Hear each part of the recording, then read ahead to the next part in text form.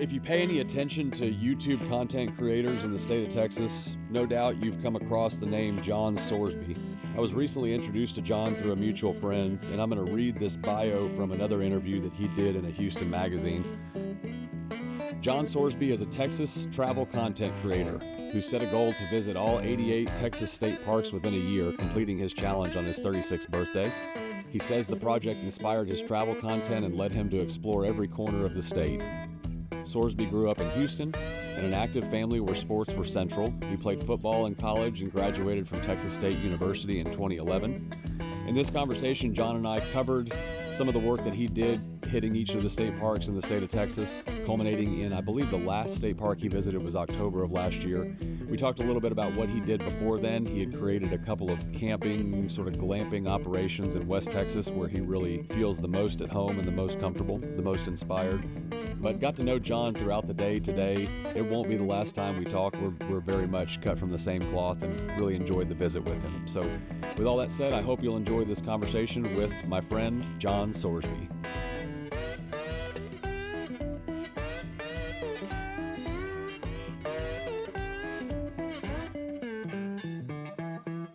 Pretty quickly use that as, back then, the idea was to use that as a proof of concept to then get some people on board with money and do a national chain, basically, of like these kind of like off-grid glamping campgrounds situated around national parks. Like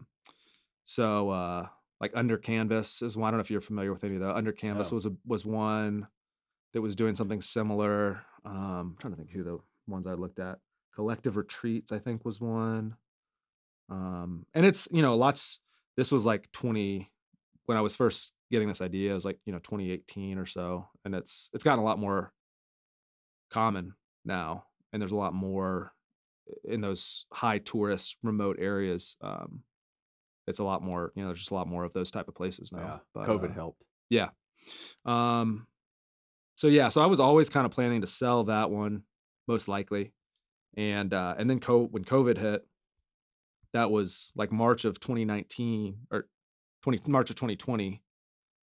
That was like spring break in Big Bend. It was like finally like the last few, February, March had been, are we rolling now?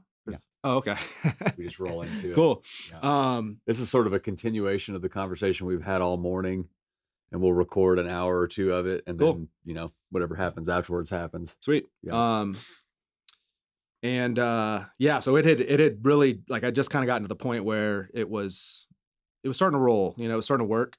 And then COVID hit, and, I was like, I'm out in the middle of nowhere, and I'm like hearing this stuff, like these whispers on social media about this COVID thing or coronavirus. Or Yeah. And, you were already there before COVID hit. Yeah. For like a year. Really? Yeah. Okay. I didn't realize that. I thought eight COVID or was 9 the months, impetus for it. something like that. Interesting.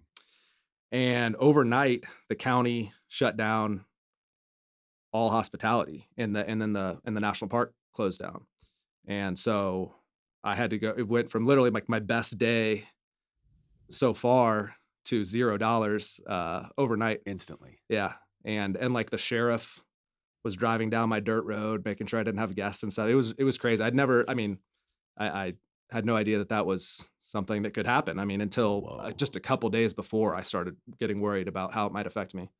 So then it was like, okay, I'm definitely gonna, I was already kind of planning on selling it. And then so after that, I was like, yeah, I'm just gonna, cause really like the financial piece of selling it wasn't the goal. It was more packaging it to then go, pitch to investors, basically. It was a proof of concept. Yeah. So it was like the amount of money that I sold it for was, obviously you want, the most you can get, but it wasn't like that was going to be a life-changing amount no matter what.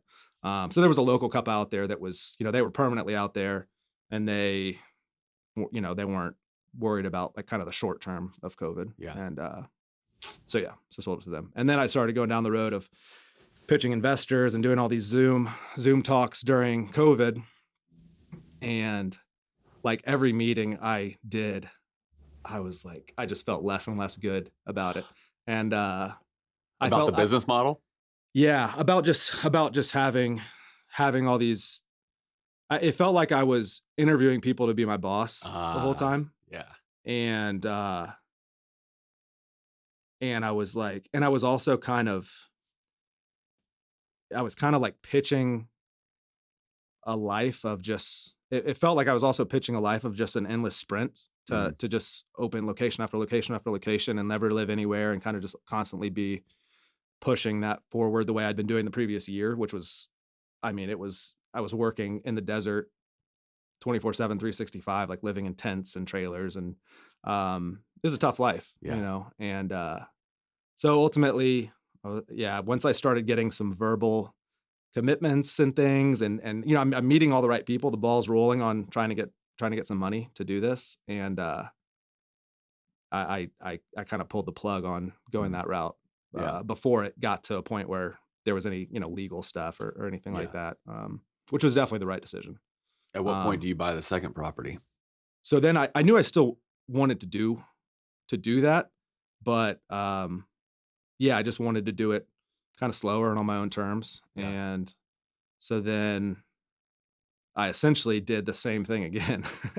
uh, but Yeah, I thought maybe the Guadalupe Mountains didn't really have anything like that. Big Bend has a lot of, and especially now, I was just out in Chilingua a month or two ago, and I mean, there's so many similar places, this kind of experiential hospitality type, you know, kind of glamping type stuff. Guadalupe Mountains doesn't have anything like that, Mhm. and it gets a lot less visitors than Big Bend, but it is a national park. I mean, it's one of two national parks in Texas. So I was the first place of its kind out there, and it was a great spot. I mean, had great reviews, had a lot of like beautiful experiences with people, but just there just ultimately weren't enough people Yeah. going out to that national park, and it's so remote too. I mean, getting someone to manage the place would have been very difficult Right. to be able to run it long term. Because that would have to be part of your model. Yeah. Because you can't be in all Mhm. places at once. Yep. So So finding another young guy to go out there and be okay camping for yeah, because a year and a half. there's not really locals. I mean, Mm. there's a tiny little town, Del City, that was about 15 miles away. What part of the state is this in? So it's about 80 or 90 miles east of El Paso, Okay. right below the New Mexico border. Is where the Gotcha. Guadalupe Mountains are. So Guadalupe Mountains border Carlsbad Caverns, which is on the New Mexico side. Gotcha. So you've got two national parks right there, you know, close to each other. And then like White Sands is relatively close as well, kind of near Las Cruces. Yeah. So it's a great location, and El Paso has some great state parks too. Franklin Mountains and Hueco Tanks are some really cool state parks in El Paso. So in terms of outdoors stuff, it's an awesome location, but it's just a long way from anything. Yeah. You said something earlier to me that I grabbed a hold of and I wanted to circle back to that you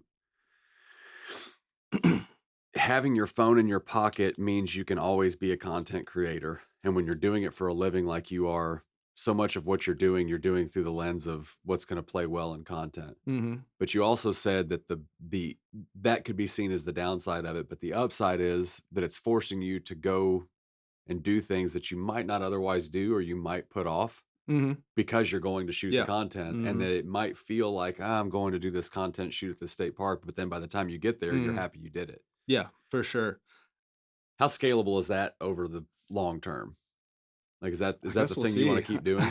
um, well, I know. So on on the state parks, so there's 88 state parks, and um, Big Bend and Guadalupe Mountains, those are two national parks, and but then there's also a Big Bend State Park. But 88 state parks. Some of the well-known ones, you've got Enchanted Rock, Garner State Park, McKinney Falls is in Austin. Those are some really cool ones. But with 88, I mean, there's a lot that are not that well known, not incredibly scenic. You know, they're just little fishing lakes with a trail around it. Um, and yeah, I get asked a lot of, you know, what are the favorite ones, you know, what like uh best and worst, things like that. And that's what I go back to a lot is like it's always, at least for me, and I think a lot of people, it's always getting outside, getting into nature, moving your body around, getting a sweat, whether it's with some friends or family or by yourself. It's always beneficial, I think. I Yeah. mean, almost, I mean, there's really never been a time in my experience where I've gotten out there and my mood hasn't improved, my mental just like positivity hasn't improved, even if going into it I didn't want to do it. Yeah. So that was a huge benefit of doing all that. And so many of those places, yeah. If I wasn't doing content, if I didn't have this challenge of visiting all the Texas state parks, I never would have gone to them. Right. And some of them I probably won't ever go back to. They're not ones that are pulling me back necessarily, but I know if I did go back to them again, it'd be a nice day. Yeah. So, Is there one that sticks out to you as like I don't want to spend a whole lot of time on there because I know you've been interviewed on that topic before, but you hit every state park within a mhm, calendar year, right? mhm. And you finished that project. Yep. What was the culmination of that project? Did you shoot like one seminal video that came out, or was it just the Well, I did a videos video at along the every single way? park. Um, yeah, there really wasn't any grand finale. The Devil's River was the last spot, which Okay. was awesome. Was there The any one of them that surprised you? Like where you went in thinking this is just going to be a little puddle with a trail around it and it was underrated as you saw it? mhm. Yeah, there's definitely a lot that are underrated. I mean, Seminole Canyon is one of my favorites. It's out near Del Rio along the Rio Grande. Let me recast that question. If you have grandkids one Mhm, day, you're an old man and you're storytelling to your grandkids about this time in your 30s where you went on an adventure and touched every state park in a mhm, year. What are the ones that you're going to show them as like, yeah, everybody does McKinney Falls, everybody mhm, does, this one and this one, but the one you really ought to go check out is, mhm. are there any of those? The Big Bend region that's my favorite place on earth. Yeah. To be the state and national park. You got Balmorhea Pool, the Davis Mountains, all those little towns. I mean, Terlingua, I think, is the coolest place on earth, but Uh, then Marfa and Alpine, Marathon, Fort Davis, Balmorhea, all those towns are great. do you know what it is about it that speaks to you? Have you pondered it that deeply? There's definitely a wildness out there and a freedom and a sense of adventure out there that is very hard for me to feel when I'm in bigger cities and more populated areas. Feels a lot closer to all of these stories that I tell in my videos. Mm, These stories of the Native American tribes and early settlers in the region and outlaws and people just going to the edge of civilization and creating a life there. I mean, those stories are. Um, I think that's a big reason why I'm so into it. Is the same reason that I love those areas and going out and exploring in these yeah. remote areas. Is it's just it's like a call of the wild. That you can feel more out Yeah. there. It's a little closer to what it was Hmm. way back when too. Yeah. It's not as developed. Hmm. Yeah, we talked earlier about the sort of the legacy of a property and what gets done to it over a relatively short time span can really influence the health of the land and the Hmm. ecosystem around it. And the big pivot point for me was moving into this place and finding an arrowhead on the property. And when you buy a property from somebody, you sort of think about it in just generations. Hmm. Like, okay, so this is our generation. They're now the Helmick family had it before us. And you think of it in terms of the farms that preceded you, and then you find an artifact that fell on the ground and the Hmm. last person that touched it was probably the dude that made it, Hmm. and you realize like, oh, the legacy of this property is much, much deeper than Oh yeah. what's existed since the fences got put up. Hmm. And I would imagine, I mean, the time that I've spent in West Texas, you get that sense because there's these big, vast Oh yeah. arrays of land that Hmm. look just like this, Hmm. hundreds of years ago. Yeah. My mind went to there's the what is it called, the Fate Bell structure, I believe. It's this cave overhang at Seminole Canyon State Park. I think Fate Bell, I think is what it's called. And it's some of the oldest rock art pictographs in Texas. Mm, And it's this incredible setting out near really near the Rio Grande. Just beautiful desert and mountainous setting. And you're standing in this cave, looking at this. And I mean, I remember just trying to wrap my head around people there 3,000, 4,000 years ago, how old these things are, drawing these things on the wall. I mean, it's so difficult to get your mind there. And even one thing I really love doing is exploring just small towns across Texas. And we were talking earlier about a lot of these old buildings that are abandoned and crumbling. And it's really interesting too to look at these abandoned structures that are falling over and think about like that building, every single one of those was somebody's dream at one point. Right. Somebody, whoever built that was so excited about it, that was going to be their business or their home, like their dream. And at some point, they sold it to somebody else that was then excited about it. And then somewhere along the chain, the last person left and nobody came. And that's so interesting to me to think about that process, and then ultimately be standing there wondering about it. It's Yeah. just it's interesting. It's really cool. With buildings especially too, you realize it wasn't built all that long ago Mhm. relatively, and how quickly it can go from somebody's dream that they're building to abandoned and Mhm. nothing's gonna be there in the future for a Mhm. long time. Yeah. Yeah. Even those campgrounds Uh, that I built, I saw firsthand how Mother Nature, I mean, I was fighting Mother Nature, just myself out there alone in the desert, yeah. and Mother Nature is sturdy. She's tough and fights back quickly. And if you especially if there's been a little rainfall, I mean, stuff just starts growing. And I mean, if you let it within, I mean, I do wonder because the second one, the Guadalupe Mountains one is not. I don't know what somebody else owns that land now, but as far as I know, it's not any sort of operational campground. I mean, all that I left were roads and pathways cleared. There was no structures or anything there.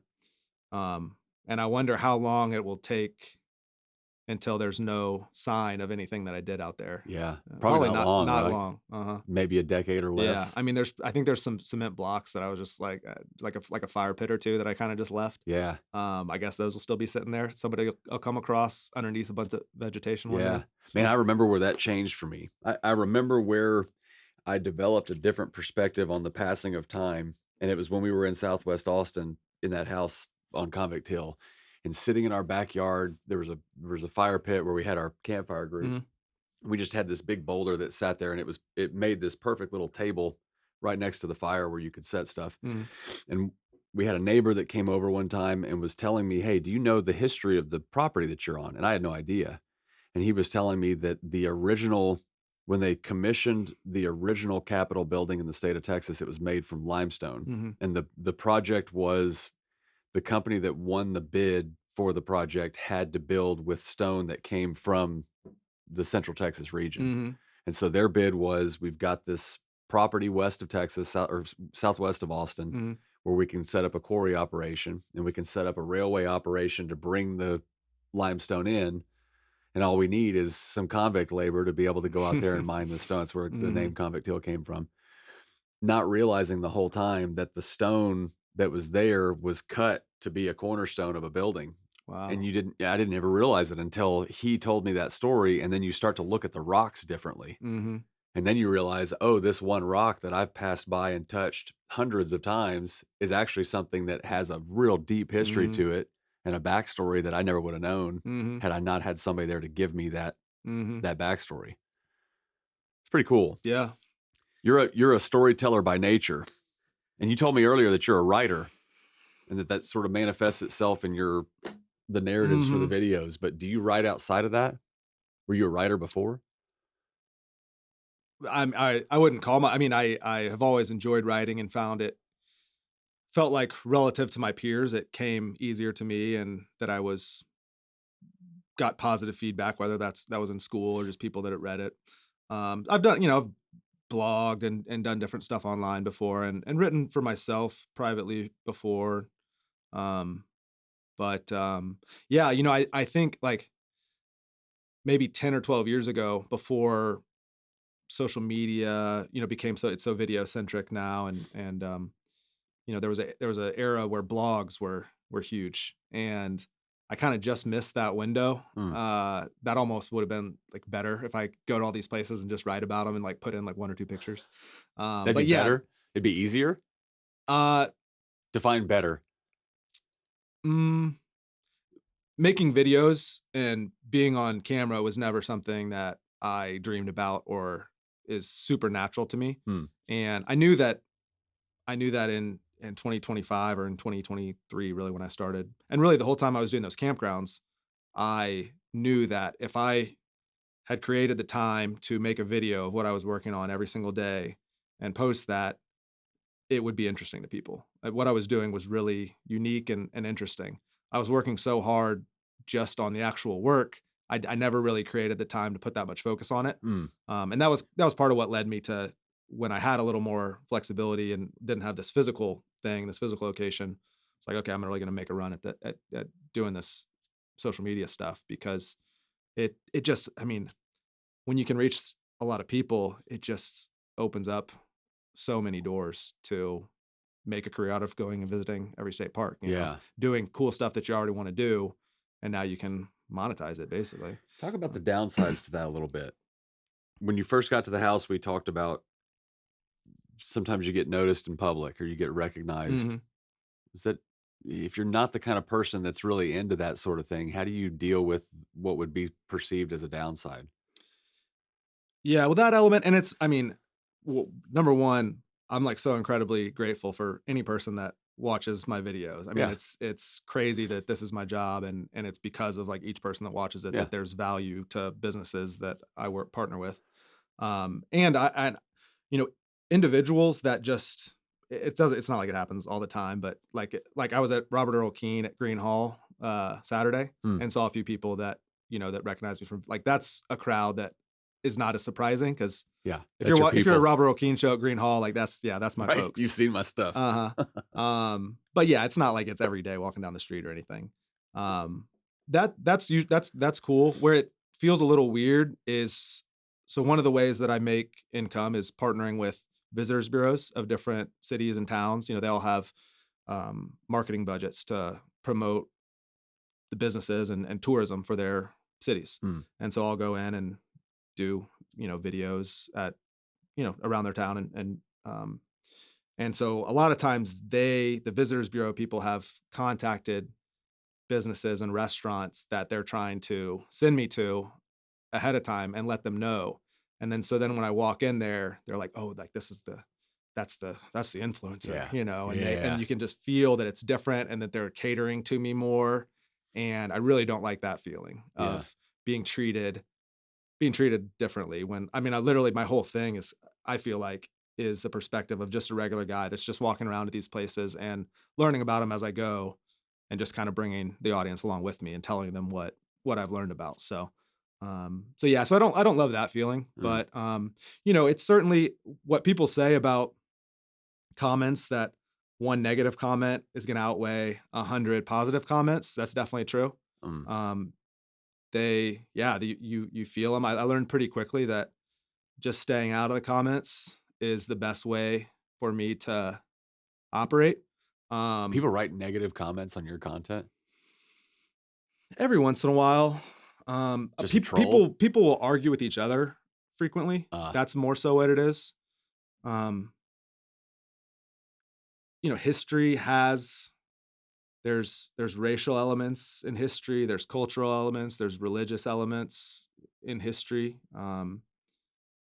There's a lot of things that I don't expect, and then all of a sudden there'll be a war. I mean, I did a video at Dinosaur Valley State Park, and I've done 2 videos there actually, and those have both been I mean, they've both blown up and been the most heated wars, over it's all, like, kinda religious space, dinosaur history stuff, um, and it's a weird feeling to be the creator of these controversies within these comment sections yeah. and these people battling, and from time to time, I some criticism might be deserved where I just didn't really think about a certain perspective on something. Maybe I didn't phrase something the way I wished I had looking back. Yeah. But yeah, so I mostly stay out of the comments, and that's been the best thing for me. It does. I wish I could show the appreciation more to the individuals and kind of think and respond to each person, but from kind of a business perspective and like a mental health perspective, it's just not the best use of time for me. Yeah.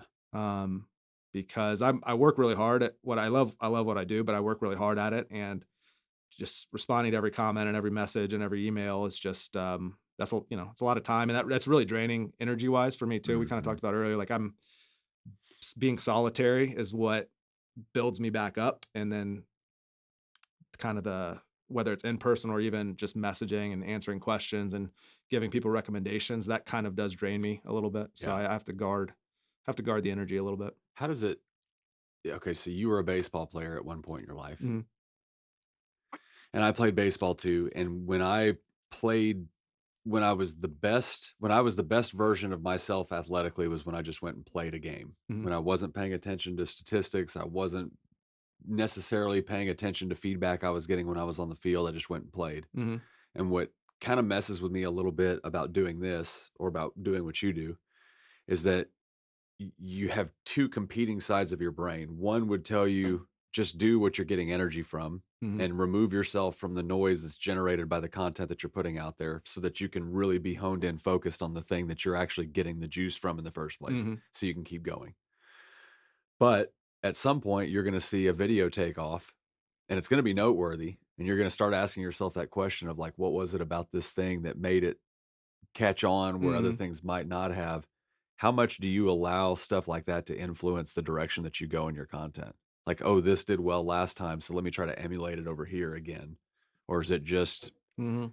something you note in passing, oh, that video did well, and then you just go right back to Mhm. doing it the way you did it before? The format's been pretty much the same since the beginning. Now, The format of your videos? mhm, is that because that's what did well that I or is that what I've kept trying different things, different versions of it Yeah. until I mean, I do remember early on, I was like, "I don't wanna feel like I'm acting." That that didn't feel right, and I didn't really wanna be walking around speaking to the camera, because when I'm at these places, I'm learning. I'm learning while I'm there. Like I'm not an expert on them, and well, I'm still not an expert on these places, but I don't really know hardly anything about them when I'm there. So it's like, how can I be talking to the camera live about these places when I haven't even really been there yet and learned about them? Right. So yeah, so I kind of landed on okay, I'll just film me just walking around like I would be. I'm just turning the camera on. And then afterwards I can kind of really get down and research and put this together. And that felt um and it was enjoyable to do it that way. And luckily people were interested in it. Um Do you ever catch yourself in like mid creation mode thinking, oh, that's not going to work well because, you know, something you didn't mm, work well in another it's more on like the video? type of places, I think. There's some, historic sites that I think are super interesting that I may know, like, yeah, this one's not gonna do that well. Yeah. And, um, but I mean, there's still enough. I mean, the algorithms, like, we're kinda talking about this earlier too, like, if I think something's interesting, there's a lot of people that also think it's interesting, Right. and now that I do have, a little bit of reach where my default video is gonna reach at least a certain amount of people, um, it's gonna reach other people that think it's interesting too. So, really the tough part for me is doing the more the branded content, the stuff where it's paid stuff with a company that I'm having to have specific lines and specific verbiage that I have to use, incorporate in, and have to send in for approvals and all this back Mm. and forth. And that's when it feels just like kind of just like a job. Is there an off ramp for that? Is there a way to do what you're doing without having to do any of that? It's certainly possible. Um, that's really something I'm the last since I finished the state parks in October, um, figuring out, figuring out what and really like kind of after I finished the state parks, that's when I started receiving a lot more inbound opportunities. Mm. Um, things are rolling, more companies and like agencies that work with companies on that type of thing are reaching out. And so I did the last few months, I felt like I got to a point where I was doing too much of that. And I was like looked back at the previous 6 weeks. I was like, man, I've barely done gone out on my own on anything that wasn't a branded thing, Mm. and that's like my very, very favorite times to do what I do is when I have nothing on the schedule, no meetings, no calls. I'm going out on a trip that doesn't have an end date, and I'm just going to a region and I'm just finding interesting stories and interesting places there. That's like, it's my favorite. I mean, I love it. I love doing that so much. Yeah, that's the And top of the muffin. yeah, That's just the good part. and that's why, I mean, like if I, I was looking when I was kind of reviewing, the last 6 or 8 weeks, and this is kind of happening in real time. I'm kind of navigating this, and I was looking at like what I'd put out and how I'd spent my time. I didn't love how I'd been spending my time the previous 6 to 8 weeks, and then looking at the content that I'd created, it's like, well, if the last 6 to 8 weeks had been the whole time, I would never be here. Mm, And that's that's where a content creator goes to die. It's right. like once you stray away from what got you, what making interesting stuff that's for the people that think it's interesting. So it's a balance to it all. I mean, I got to make a living, so Yeah. I do have to figure out a way to be authentic to myself and do stuff that is engaging for me and for the audience, but also pay the bills. You So would think at some point you'd have a following that's such that if a brand came to you, you could kind of give them your parameters. Like, mhm. here's the things that I will And do and sometimes I it's won't like do. that. And again, like going back to being grateful for every person that watches the videos, I'm grateful for every person that's paid me $1, every company that's paid me $1 too. I mean, like I do think I have the coolest job that there is. Yeah. And and some of the company, I mean, like Texas Hill Country Revisions, Madison, our mutual friend, they've been incredible to work with. I mean, they've become friends and mentors. Rambler's been an awesome company to work with. And there've been some other Tacovas. I've done some stuff with Tacovas. I mean, there's been a lot of companies that are really great. And then there's some where it's just a transaction. So then if you're thinking about the older version of yourself that's still doing this, like when you picture yourself as an old man, do you picture yourself having made a career out of doing social media content? I mean, it's certainly not going to be 90-second videos making all my income from Yeah, it'll brand evolve deals. over time, hmm but you do feel I like think you're doing what you're supposed longer to be form doing? stuff on YouTube is interesting to be able to how I love going into a region and kind of having some open at the time to explore, like turning that into one kind of long video where I'm taking people along throughout those, maybe it's 5 short form videos right now, and turning that into one long form where I can really dive more deeper into these stories and these places. That's interesting. I think incorporating some written stuff that's purely written in some capacity is something that I will definitely Yeah. be working towards in the next 6 to 12 months. You ever watch the show Meat Eater with I'm familiar with Steve it. I haven't Rinella? really watched too much of it though. There's a couple episodes. There's one in particular. I think it was season 2. I don't remember what episode it was, but it was him and his brother. It was Steve Rinella and his brother in the mountains of Alaska hunting Dall sheep. And they're spending 9 days hunting Dall sheep, and they're ultimately unsuccessful Mhm, by hunting measures, mhm, right? They didn't go home with an animal. mhm, But it's the most beautiful piece of documentary style art.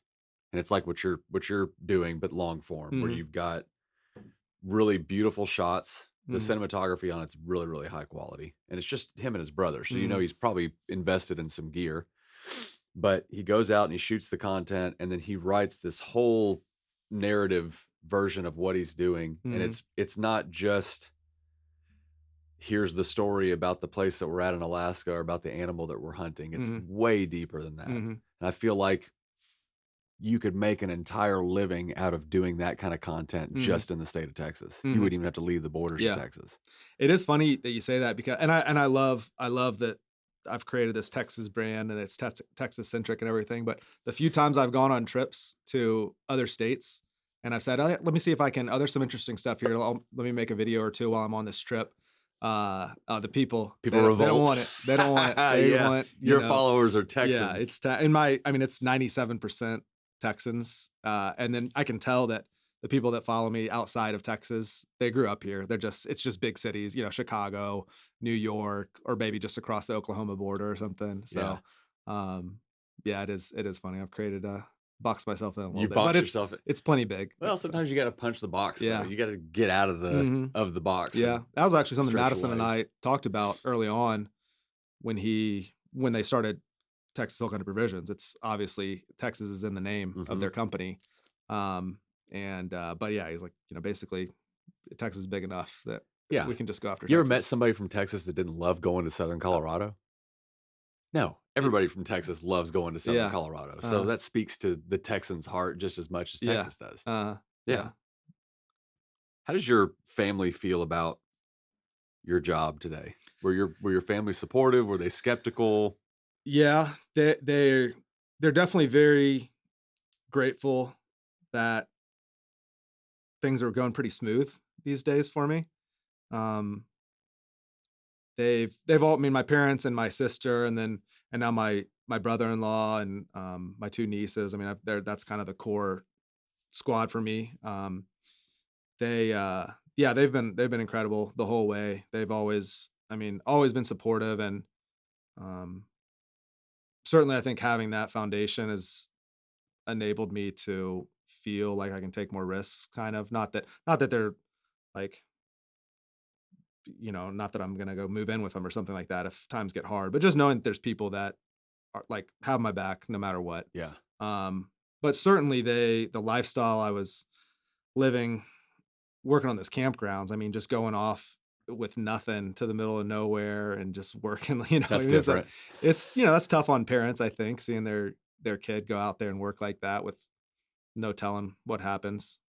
Um, but yeah, they're I always kind of would try to give a good explanation to them of how I came to my decisions. Mm, I don't necessarily go and talk about things with people before I decide on them. I kind of figure things out for myself first, but I would try and explain how I got to that point with them during throughout my whole life of pinballing around to all these different projects. So the older I've gotten, the more they've understood like what my life has been, because it was very tough. I mean, I grew up in a great area where if I had just kind of stuck to the path that I grew up in, could have had a very easy path to a very nice life, which is awesome for a lot of people and is an incredible like gift to grow up in that kind of family and community. But it can be a little bit of a trap into a life that's not the best life for you. And so fully breaking out of that thinking was hard. Looking back, I should have thought of myself more as like a starving artist mm, or an actor that's waiting tables in LA trying to make it. mhm. That was more what I was, but I was trying to balance making a living in this corporate world when all my aspirations were outside of that, and it was very difficult for me to straddle both of those until I Yeah. could kind of fully break out of it. The risk tolerance of going out on your own and doing anything where you're responsible for you Mhm. is insurmountable for most people. Mhm. That is And, my entire network too was just geared towards more of just kind of that corporate, yeah, more standard framework that, what my peers and parents and their peers were just more familiar with and more understanding of. yeah, So yeah, but my family's been awesome. They're yeah. great. I love them so much. That's cool. How do you had mentioned before Madison plays a bit of a mentor role to you, but like in what I've done for a living starting a business, I've had mentors who built and sold their own service businesses over the course of 40 years. Well, you're Mhm, doing something that doesn't have that much of a track record mhm, where it's probably harder for you to find people to mentor you in what you're doing. mhm. Do you have a suite of mentors or people that you call when you've got questions or misgivings or pivots you're considering making? Like, how do you make decisions? I make a lot of decisions with mentors in mind Mhm, where I'm involving mentors and telling them my story and what's going on and mhm, bringing them up to date and then telling them, I think I want to do this. What do you think about that? mhm. Do you have a suite of people that are like that for you? Not really. It's probably a character flaw of mine that I don't seek that out more, and I'm probably not as open to it as I should be. Mm. Just because you're such a solo guy? Yeah. I mean, I certainly have used, I think, the internet to replace some of that, Sure. learning a lot about I think some of it goes back to too that I didn't a lot of the world that I grew up in and went to college with and a lot of the people that were just in my network, just didn't have the same kind of mindset about what the life and career should look like. So I didn't, maybe latch on to some of the people that I had known over the course of my life that, but yeah, I mean, I think probably the internet and podcasts and just kind of learning that route Hmm. is probably what I took more from than individuals in my real life, Sure. honestly. Well, when But you're I would love I and it's something I have to force myself to do because it's not super natural now at this point for me to seek out, like us meeting today. Um, I probably need to force myself to do more of it because I would like to have a network of people that are in more similar fields as myself. sure, Um, there's so, power in numbers. mhm. There's stability in just knowing that you're in the grind that other people Mhm. are in, and Yeah, and, and I have started to meet more folks as I've traveled around and different people that have reached out that feel just like the way we got connected where, just feel like there's similarities and commonalities and, we should know each other, and so I've gotten to meet some really cool folks across the state over the last year and a half too yeah, that I think will continue to grow in that relationship and I don't know enough content creators to know if this is true, but I've known a handful of content creators that are very I would say they're good at what they do in so much as they've built a big following, mm, but they've built it by being a version of themselves that when you get to see them off that camera, that's a different cat. It's mhm, just a different guy. And so I don't know if maybe the content creator landscape is more full of those people or more full of people like you. mhm, Like you coming out to the house today. I don't invite many people out to the house that I don't really know just mhm, because it's a wild card. You mhm. get somebody to come out there for a couple hours that you don't like I'm ready to get that person Yeah, gone. for sure. But I'd be worried about running into people that are very self-focused Mhm, and letting them influence me too much. mhm, It's part of why I'm not like I'm doing this pretty consistently and I'm committed to continuing to do it as long as it's giving me energy, but mhm, I'm not interfacing with a whole lot of people that are creating content. mhm. Oh, well, and I'm not really either. There is a whole world of the influencer world where there's events and it's centered around the big city like especially Austin. um there's a lot of people doing content around Austin of restaurants and places to get drinks and kind of lifestyle content in the big cities. And I really stray away from the cities as much as possible just because yeah there's people doing it there, and Hmm. I think the interesting stories are the ones that aren't being told outside of those cities. Yeah. So I'm really not. I don't really. I mean, I follow some of them and have messaged with some of them. I don't really know personally many people that are content creators. I don't really. I don't really go to like the events that they're at.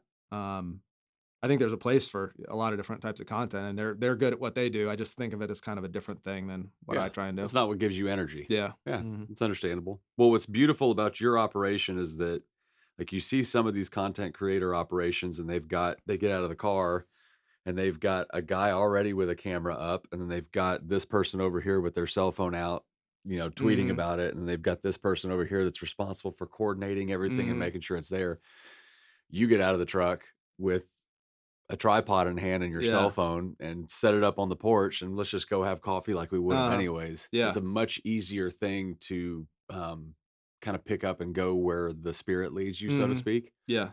than it would be if you had to coordinate everybody else's Mhm. Yeah, schedules and the stuff. coordination and the legit I mean, that's the stuff I wanna stay away from is doing all sorts of that. I mean, even when I work with, the visitors bureaus of, these different cities, which those are really cool partnerships because I I get to get paid to go into these different places and learn about them and do basically the same content I would do anyway. I mean, I try and emphasize the local businesses a little more, and when I go into those places, I'm looking for old historic businesses, mom and pops. I'm not going to the Texas Roadhouse like we were talking about earlier.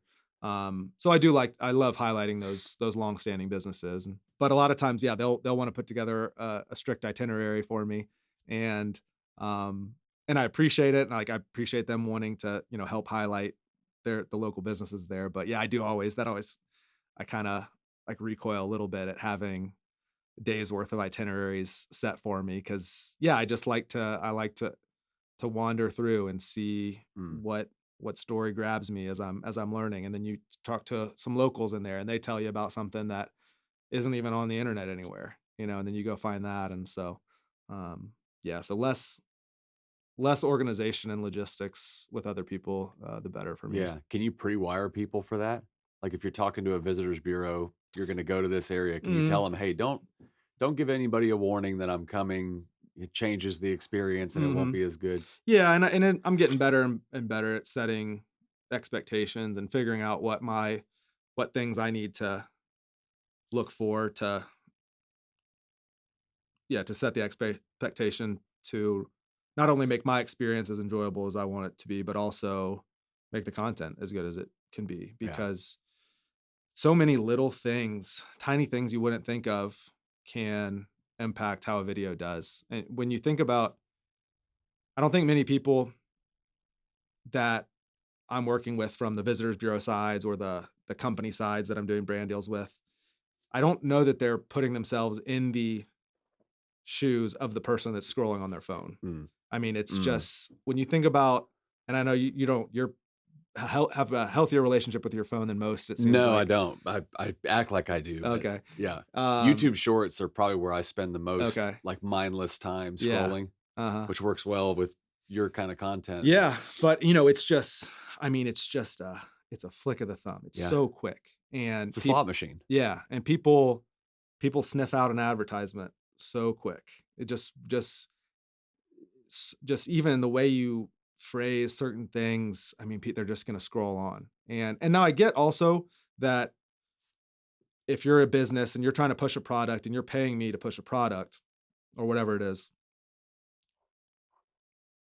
10%, a video that does 25,000 views that is explicitly about their product may be more valuable to them than a video that does 10 times more views but is a little more of a nuanced Huh. promotion, so um but yeah, there's definitely times when, like, I know that uh, some sort of partnership that I'm doing, like, it's not going to reach many people, Yeah. because of the little things that need to be included. What's that about? This may be a deeper rabbit hole than you want to go down, but what is it in a human being that can watch a video and see a product placed somewhere or see you just recognize truth when you see it and you hmm recognize something that's contrived and built when you see it? Where does that come I from? guess what is interesting is the very, very, very small contingent of the internet that when they see somebody doing an ad or product placement or something, somebody that they've liked their stuff, they've watched it, and then they see them getting rewarded for making cool stuff that is free for everybody, and then they view that with negativity and Yeah. want to leave, You negative sell out. comment. Yeah, that's really interesting. I mean, I don't get a ton of that, but that is an interesting perspective to me. Mm. But you also have to remember, I mean, I remind myself the number of people that are commenting, it's a tiny sliver of the people that are watching a video. Yeah. It's less than 1% of people that are leaving a comment. And then of those commenters, a tiny percent are leaving something negative. And so, like, if a video gets 100,000 views, I mean, that's filling up UT's football stadium of people. And if you think about being in around 100,000 people, you're at the 50-yard line of that stadium, and, like, everybody's clapping, but two people are cussing you. It would seem crazy to worry about those two people because they're obviously incorrect. Obviously, like, the all these people that are enjoying what you're doing, like, that's the correct thing. But on the internet in these comments, they're just more visible. You just see it, Mm. and so it sticks with you more. But Yeah. It's yeah. hard to get to drown out the noise of the Mhm. booze Yeah. when it's just a comment because you can read it just like Mhm. you can read the other ones. I do think getting into this a little older, not being like a 18-year-old kid, has helped me deal with that stuff better. And I'm not really putting myself out there. Like, my content isn't John Sorsby's life. I think that's a whole another level of vulnerability that Mm. the people that that do that, where their content is basically just their daily life every day. They're filming everything that they do. Negative comments for them, that's just there's nowhere to hide there. Like for me, it might be the way I'm framing a story, but at least it's not like you suck as a It's person not an and you're indictment on you. stupid, you know? Yeah.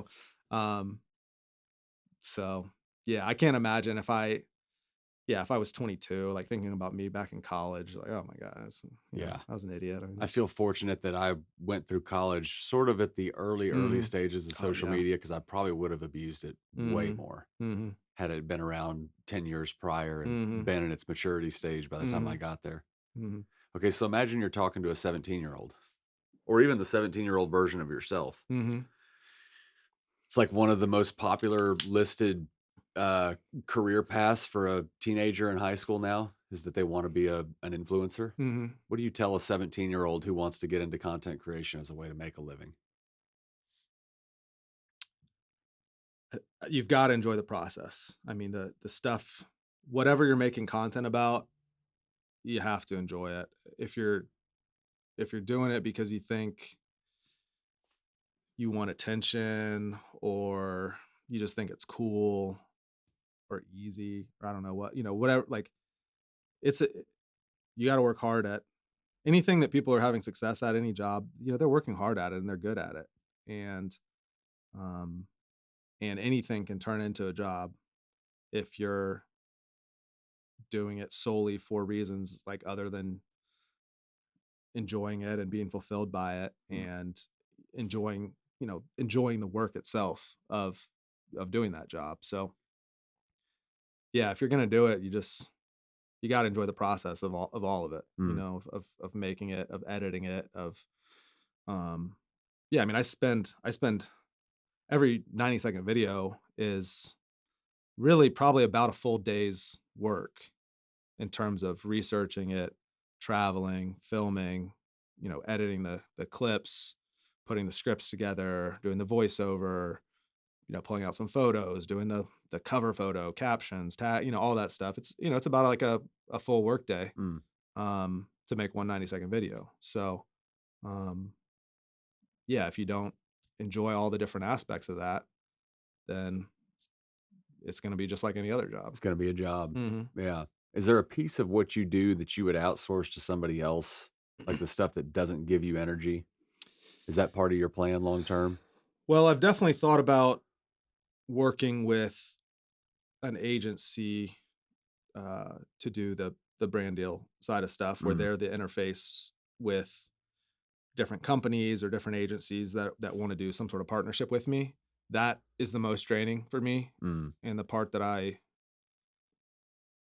mean, I don't know, because there are times like once I actually meet these people and get to know them, the people that are actually working at these places that I'm talking to, then it's cool. Then it's more fulfilling and you get to create a real relationship with them in real life. Um, but sifting through it all and um, all the back and forths and scheduling phone calls and contracts and submitting stuff for approvals and getting it back and having to tweak it, like all that is my least favorite part of the whole thing, probably. yeah. So that would be something um, and I've looked at some elements of the editing. I think the script writing and putting that together, I think I'll always want to have complete ownership of that. I could see potentially outsourcing, whether it's AI or an individual, some elements of like putting the framework of the video together, Mm. at least like the foundation of it. That's something I'm kind of looking into and thinking about, cutting down some time there. Just because it's so time consuming. And it's like I do want to do more things than just these short form videos, Yeah. and I'm pretty much working at capacity right now as a one man show, doing all these different things. So it's like if I want to do more, but maintain my current output of the short form, then Something's got to give. something's got to give. Yeah. Mhm. Right. Okay. So we're a couple minutes away from our hour, and I want to be respectful of your time, but I don't have many questions that I ask consistently. I kind of just let the conversation go Mhm. where it's going to go, and hopefully it's good. But one question I ask pretty consistently, I'm interested to hear you weigh on, particularly as it relates to your knowledge of the state of Texas. I'm a Texan, born and raised. I plan to stay here. The house that you visited today is the house I plan to die in. Mhm. So it's important to me that the state has a future that allows it to maintain its character, but also change where it's going to change given the amount of people that are moving here. Mhm. So when you think about the future, maybe starting with the state of Texas, but the future in general, what makes you optimistic about the future based on what you see? When I spend time in the cities, the big cities, I get claustrophobic a little bit, and I feel like I'm like, "Man, it's filled up," there's no space.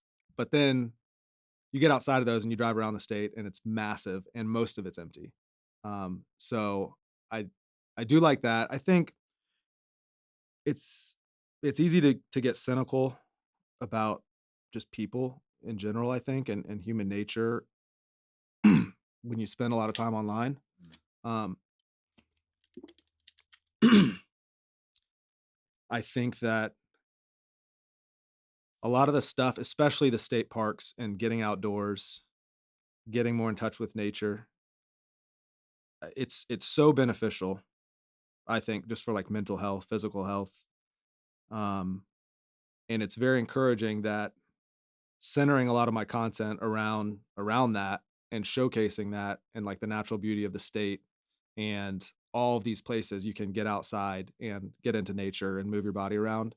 Like the fact that centering around that has caught the interest of so many people, I think is very encouraging. I think it's a good reminder for people that, and hopefully that it's a break in political stuff on their feeds or people hating each other on their feeds, that it's like, oh yeah, reminder, there's I can get out to, in my backyard practically. There's this place I can go get out into nature and just feel better and feel like you're gonna feel more optimistic about the world if you're out there in these places. Yeah, I agree Um, with you. so yeah, I think that's my answer. Okay, so I do have one more question then.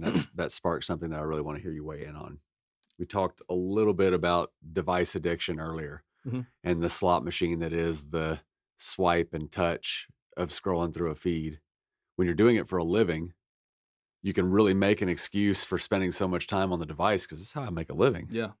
How do you avoid going too far in that in your own life? Well, it's a constant struggle, a daily struggle. I feel it just like everybody else. There's really there's nothing I could tell myself that would justify needing to. Once it's posted, I don't need to go back. It's not like I need to go back and check the numbers, or I'm not really doing research when I'm scrolling on, oh, that's a good idea for a video. Like I've got an unlimited list of places in Texas that I want to go make videos at. It's time is the problem. It's not ideas. So I don't Mm, need to get ideas from scrolling. I don't need checking the numbers doesn't change anything. So there's really no reason for me to be after I post a video, I could not go back until I post the next video and it wouldn't change at all my business. yeah, So yeah, it's tough. I mean, those things are